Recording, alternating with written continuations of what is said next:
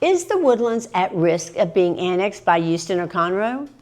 In this video, I break down what an extraterritorial jurisdiction, or ETJ, actually is, why the Woodlands has lived inside of Houston's ETJ for decades, the 2007 Regional Participation Agreement and its 2057 deadline, and then why our 2021 incorporation vote failed, and the controversies most residents have never heard about. If you live in or you're thinking about moving to the Woodlands, Tomball, Conroe, or Magnolia, this affects you more than you think. If you live in the Woodlands or considering living in the Woodlands, you may have heard someone say, we could get annexed by Houston. Or maybe you've heard the opposite, that it's totally impossible. Today, I'm going to walk you through exactly what's true and what's not. What a regional participation agreement actually protects you from, and a few controversies about our governance that most residents have never even heard about. So watch to the end, because we are really going to reveal all of the controversies you probably haven't heard and what this means to you.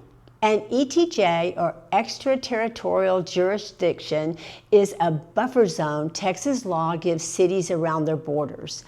Unincorporated land just outside the city limits, depending on the city's population.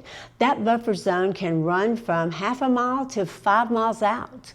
Now, inside an ETJ, the city can enforce some rules: subdivision platting standards, certain development regulations, but ETJ residents can't vote in that city's elections, and the city can't tax them or zone their property the way it can inside the city limits. Now, the Woodlands sits inside the ETJs of two cities, Houston and Conroe. This dates back to Houston's aggressive annexation era in the 1940s and 50s, which led Texas to create the modern ETJ system in 1963 as a you can only annex what's adjacent to you compromise. Oh, and there's a quick newer wrinkle. Since 2023, Texas law lets individual landowners petition to be removed from a city's ETJ. Most residents don't even know that option exists. Now, think of it like this. Houston doesn't govern the Woodlands, but it's all the way up here. This shadow is the ETJ.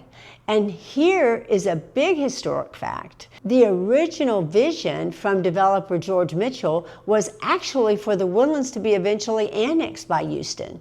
Residents organized in the mid-2000s to prevent that, and that's when the dust was really kicked up. But before we talk about that, I just wanted to offer you a short introduction. I'm Cheryl Vecchio with the Vecchio Group at eXp Realty, and I and my husband are both local realtors here in the Woodlands, North Harris County and South Montgomery County.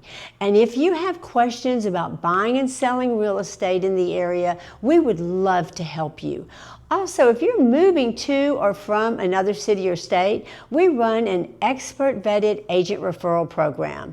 These are killer real estate agents who we would send our own family to. In fact, we have.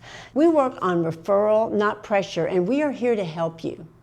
So now let's get back to what really happened in the mid-2000s. And this was a major legal turning point, by the way. In 2017 and again in 2019, the Texas legislature eliminated forced annexation statewide. Cities can no longer annex an area without consent from the people living there.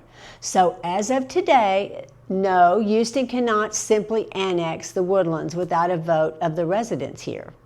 The honest caveat, and this is worth saying on camera because it's the real controversy, Township's legal counsel has warned that this protection does not necessarily protect you from forever because laws change every 2 years.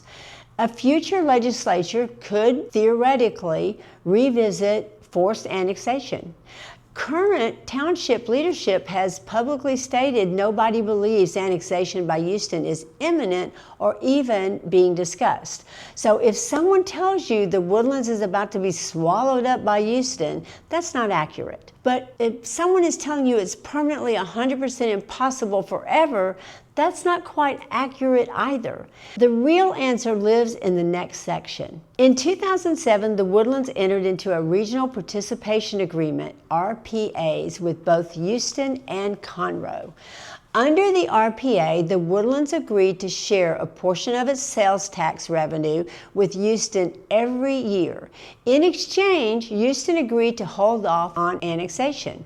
That protection runs through November 16, 2057. The Woodlands has to keep making those sales tax payments to Houston whether or not it eventually incorporates as its own city. Also important, incorporating into a city would permanently eliminate Houston and Conroe's ETJ and annexation rights over the Woodlands. The RPA only pauses it. So 2057 isn't a hard wall, it's a contract with an expiration date. What happens after that depends entirely on whether we're still a township or have become our own city by then. The Woodlands became eligible to incorporate as a city back in 2014. The township studied incorporation seriously in 2012, and again in a multi-year process from 2019 to 2021. Nearly 40 planning sessions and over 50 hours of public hearings. In November 2021, residents voted on whether to incorporate as the City of the Woodlands. The vote failed by roughly 2-to-1 margin. So why do some residents want to be incorporated? Being an incorporated city means full local control, their own police and public works department, and the ability to write a home rule charter, permanent elimination of Houston Conroe annexation rights. Conversely, some residents voted no out of fear of future tax increases, distrust of the financial projections, and concern that the process was rushed, and a feeling that if it's not broke, don't fix it. The Woodlands Township with HOA-like service model has worked well for 50 years. Since the 2021 defeat, a community study found a strong majority of respondents didn't want incorporation revisited, and township leadership has largely set the issue aside. But it does tend to resurface every few years. This is the part most people outside of the community don't realize. We already had the vote, and the answer for now was no. Now here are some of the controversies that you probably haven't heard. The first is the financial fight, and boy was there one. During the 2021 campaign, the master developer Howard Hughes Corporation commissioned independent consultants who said the township's incorporation financial model understates cost by tens of millions of dollars in some of the categories. The township publicly disputed nearly every figure. Great example about high stakes debate this got. The second issue was the taxpayer money funding the campaign accusations. Opponents accused the township board of spending around $20 million in resident tax dollars promoting incorporation before residents had a vote on it, a credibility issue that shaped public opinion heading into the vote. And here's the third thing that's come up. No representation in the ETJ. This is a statewide issue not unique to us. People living in an ETJ are subject to certain city rules but can't vote in elections for the city imposing them. Critics call this taxation regulation without representation. Sound familiar? Now, the fourth controversy that's come up is what staying a township forever actually cost us. No independent zoning authority. We are still technically under Houston's planned reach. More dependence on Montgomery County for things like flood control and road funding, and no direct line to certain federal grant programs since we're not an incorporated municipality. And then there is the mixed messaging on annexation risk. One township board member publicly called our people in the community for using "we need to incorporate to avoid annexation" as a talking point, calling it misleading since forced annexation is already off the table under state law. This created friction even within the township leadership about how the issue should be framed to residents.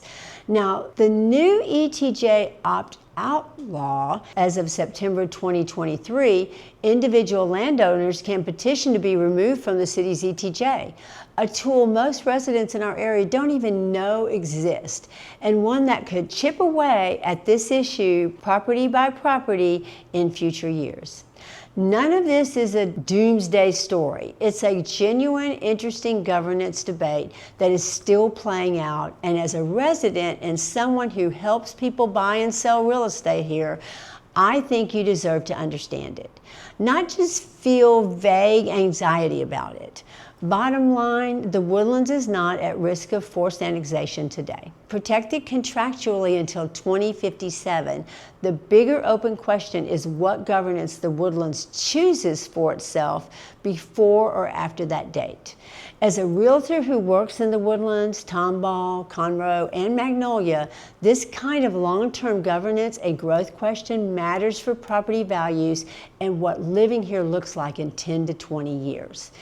If you found this helpful, be sure and like and subscribe and drop a comment letting me know what other living in the Woodlands topics you would like me to break down for you. I'm Cheryl Vecchio with the Vecchio Group, and I hope to see you soon here in the Woodlands. Thanks for watching.